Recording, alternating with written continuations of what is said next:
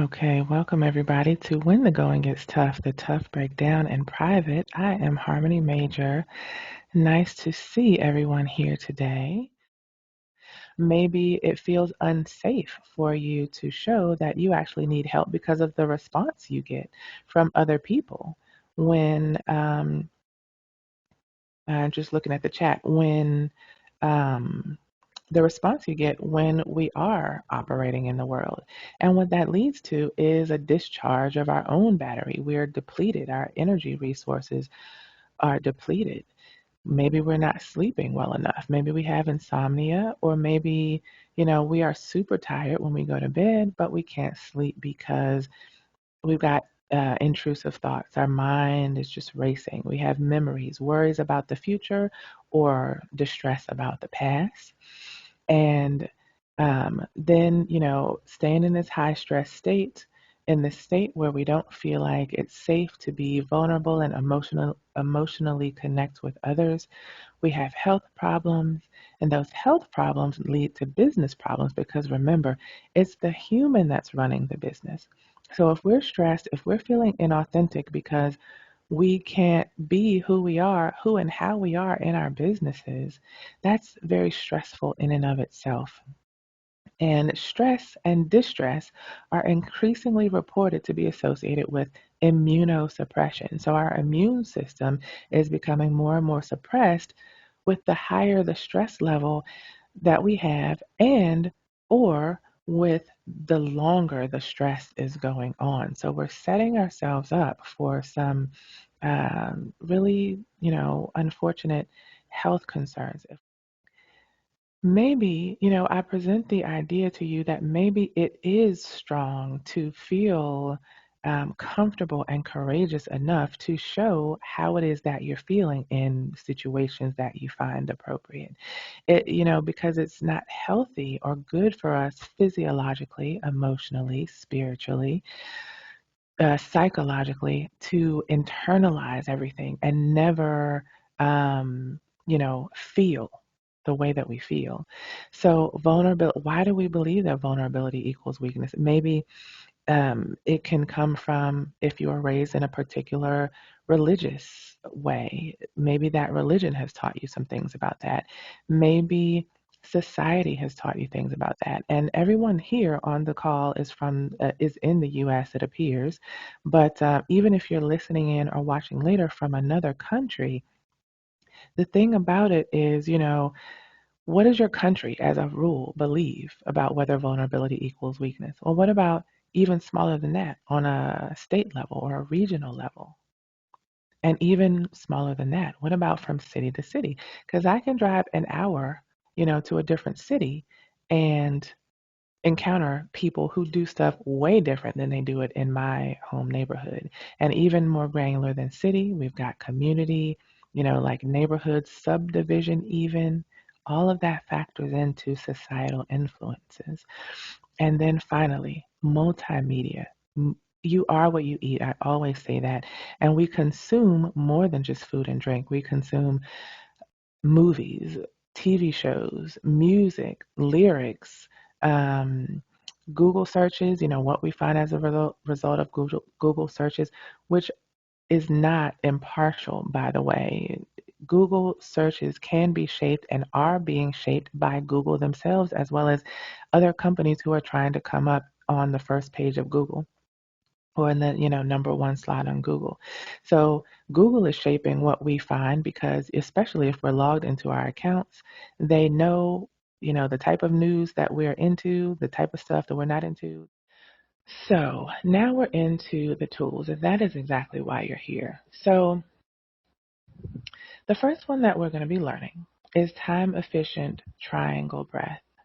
And this has been studied, scientifically proven to reduce stress and anxiety for those who practice it, to help improve self regulation. So basically, the ability to manage our thoughts, emotions, behaviors, to do what we want to do and not do what we don't want to do. That's self-regulation. And then also this has been proven to help reduce intrusive memory. So for example, when I was talking before about when we try to go to sleep, maybe we have racing thoughts. So when we try to work or when we try to do several different things, we've got all these memories and all these thoughts that are impeding our progress. This helps with that. And so the way it works is very simple. Looking at the timer here. Okay, let's go.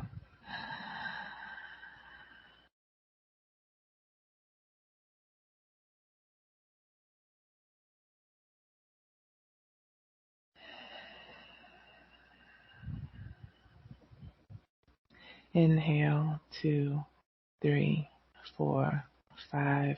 Hold, 2, 3, 4, 5. Exhale, 2, 3, 4, 5. We're seeing the notifications on our screen, just pop it in, email, email, email. And then each time, for the most part, I know a lot of people, many people do this. Every time we get an email, we go read it real fast. And then it's like, okay, then we go back to work. But the issue with that is that that doesn't allow us to get into flow to do that deeper focus work that we need to do in our businesses. It just doesn't allow us to get into that zone. So we're not able to be as productive. We're not able to think as intentionally and deeply and get that super important done as efficiently, as quickly, as well as we would if we were able to clock in. So that is the point of intentional emailing. And how that works is just picking 3 times a day, kind of maximum. That's the maximum I would recommend. 3 times a day to check email. So I have here 9 a.m., 1 p.m., and 5 p.m. And that's based on basically we're going to check it an hour after we start for the day. And a lot of times, too, what we end up doing is because we're so plugged in all the time, when we get up, we look at our phones, check email, scroll through, and notifications, maybe Facebook or something, LinkedIn, and then we go to work. But that is putting us in a scattered state for the day. Really, in the interest of operating intentionally and being as efficient and effective as possible. At the end of a day, we, think about what we got done during that day. We plan out our highest priority activities for the next day, and then we go for it when that day comes. But when we start the day by checking email, we're like, oh crap, we got to handle this. Oh, okay, I got to answer that. And then when we get to the desk, we start with those emails. We lose so much time there. We get distracted, go off to other things instead of when we focus for that initial hour on those priorities that we set the day before. We do that and then we check email. It's only an hour. Then we're able to, if there are any fires we need to put out, you know what I'm saying, in email, then we can prioritize those into what we already said that we were going to prioritize, and it makes us so much more efficient. And then initially, first of all, this is not an attempt to self-deceive. You know what I mean? Like, we're not doing this so that we can tell ourselves that we're perfect and amazing, because everyone has things that they want to change. And it's not to say that we are doing this so that we stop working on the things that may in fact be problematic. And here's an example. So like if we felt that we were overwhelmed, then that's a thing. Regardless of how we reframe it, we're still going to feel overwhelmed. And so we can't just tell ourselves we're not overwhelmed by reframing that into saying we're restless for change, putting that all over our website, and then the problem is gone. Same thing applies to, for example, if we were domineering, then maybe that's affecting relationships that we're having and it's hurting people. Sure, we can say in our language as we describe ourselves that we are forceful people, and that's perfectly fine. We just don't want to, we're not doing this so that we stop working on the fact that maybe I could be a little bit more gentle in certain situations just so that I don't have this effect on other people or on situations that I don't want to have. So, also, third thing, when we think about critical, and before I forget, I just want to make the point too that one of the important aspects of reframing these perceived flaws is just to boost our own self-concept and self-confidence because it's so important. Please remember that example of maybe we just need to change our environment sometimes. Maybe there's nothing at all that's wrong with us and the way we're doing thinking or speaking. Maybe there's nothing wrong.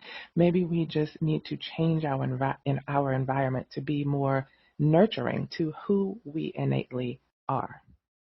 Is again, how in your branding can you say, I'm a very self aware person? And I'm sure like it comes through anyway. And that is true for all of you for who have shared.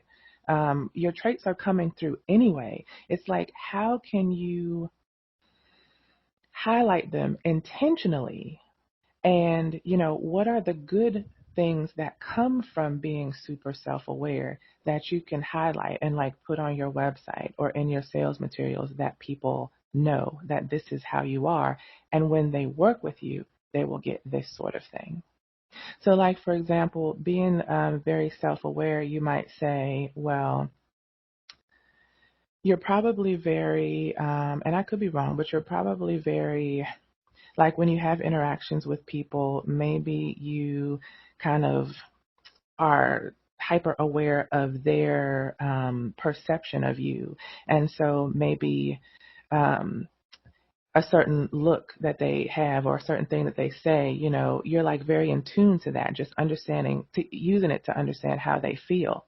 That can work to your advantage because you can say that in better words, when you are doing your marketing and branding, copywriting, language writing, that you are very in tune to the feelings, perceptions of others, and that can be used to your advantage. So I hope those things are helpful in understanding how, um, let me see, in understanding how we can use all of these things that we perceive as flaws to really help us to move forward in our businesses and to attract, that's the key thing, to attract people to us who will help us create that nurturing, supportive, safe environment so we can be who we are. We can be self aware. We can be emotional or feel. And this is something that you will think about after the workshop today. But I walked you through how to think about each of these three things. So now, once you have those three things, think about what are two actions that you can take today to start the mini makeover. So maybe internally, there's something that we want to do to help us embody the reframed trait. So, for example, we're discerning, not procrastinating. We are feeling driven, not quote unquote emotional. Those sorts of things. We're self aware, not self critical. And then externally, how can we make it known to the public that this is who and how we are so that it helps us to get unstuck in these